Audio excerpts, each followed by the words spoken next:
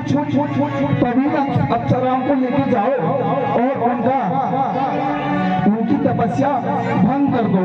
किसी भी हालत में उनका यह तप पूर्ण नहीं होना चाहिए। जो आज्ञा हुई।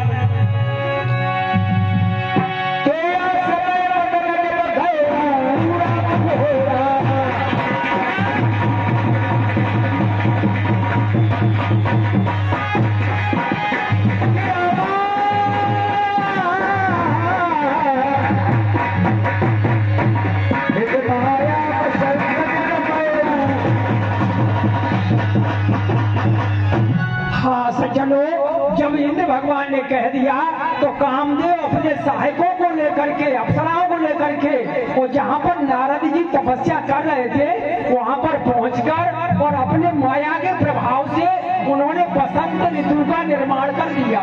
सुंदर बसंत ऋतु वहाँ पर प्रवाहित होने वाली और उनका मन सभी जो है बसंत में पशु पक्षी इत्यादि सभी मोहित होने लगे। चली सुहावने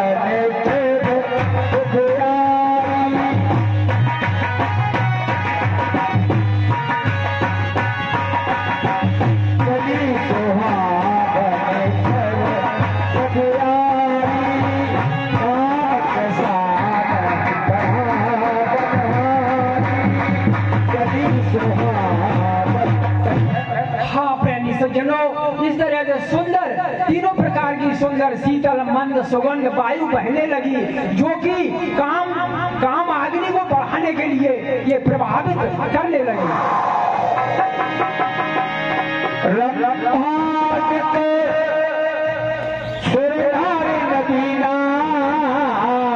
सकल असम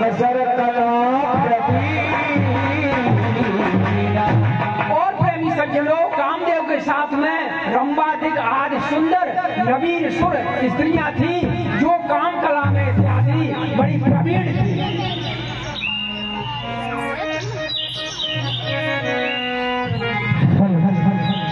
महाराज, कहो आपने मुझे क्यों बुलाया है?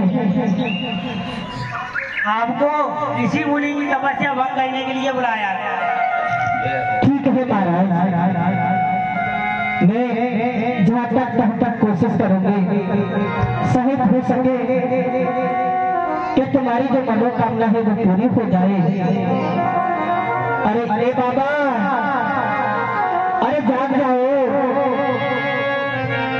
महाराज, वो तो बाबा तो आते ही नहीं खुल रहे हैं, परंतु मैं जाती हूँ पास और उनको जगाने की कोशिश भी करते हो।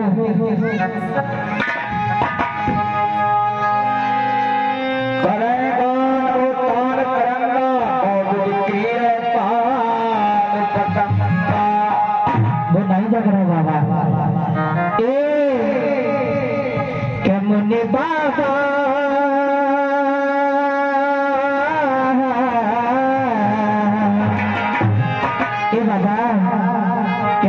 बाबा, अरे पलकिया खोल के दस के मोरे पड़े। बाबा पलकिया खोल दस के मोरे पड़े।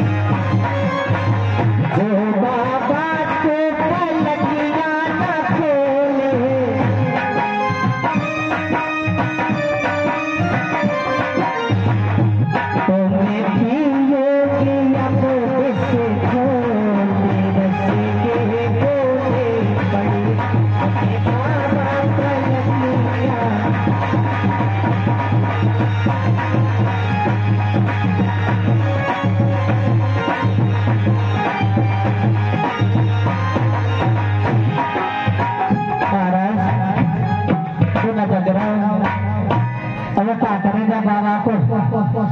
ये बाबा मुझे ऐसा लग रहा था मिट्टी में लग गई है, तो छुपाई की कोशिश करती हूँ।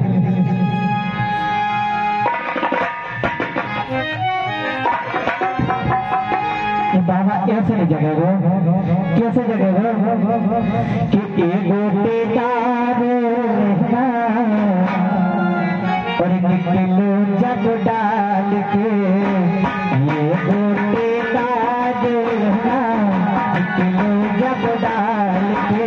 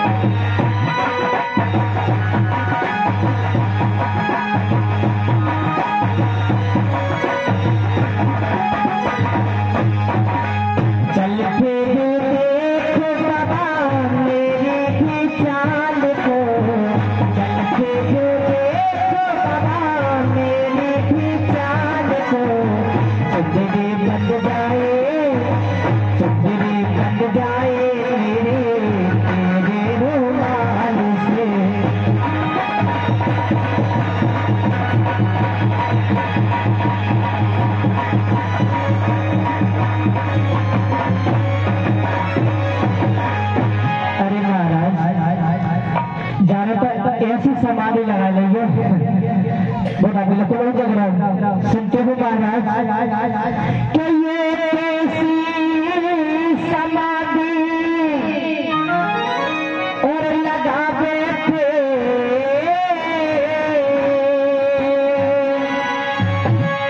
और जागे से नहीं जागते हैं कि बाबा किस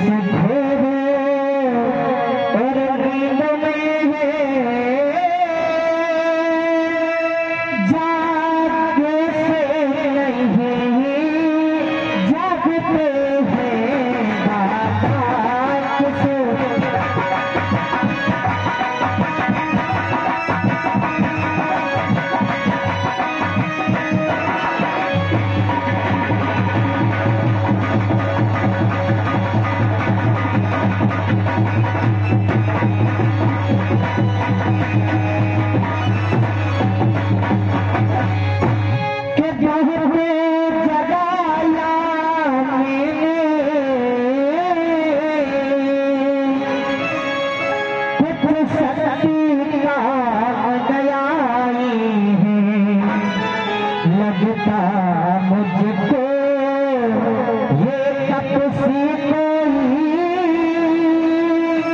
महाराज समझ नहीं आती है।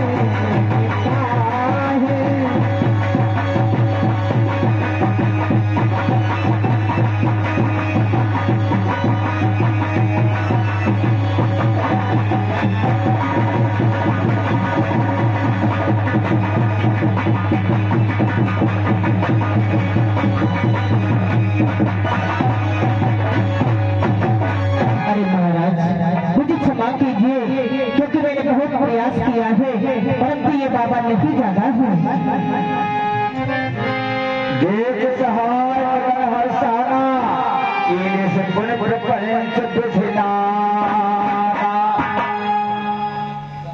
हाँ प्यारी सज्जनों, इस तरह से अप्सराओं ने नाना प्रकार से नारद जी की तपस्या को भंग करना चाहा, लेकिन नारद जी समाधिस्थ रहे तो जो है कामदेव निराश हो जाता है। और देखिए आगे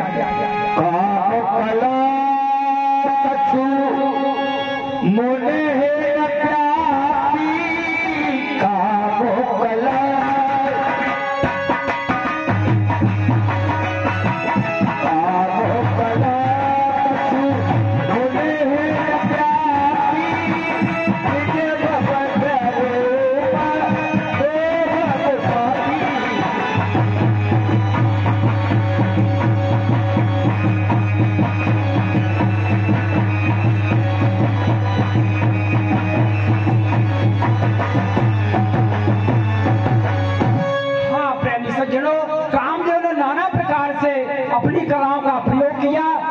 नारद जी पर कोई असर नहीं हुआ तो वह कामदेव अपने मन में भयभीत हो जाता है, डर जाता है।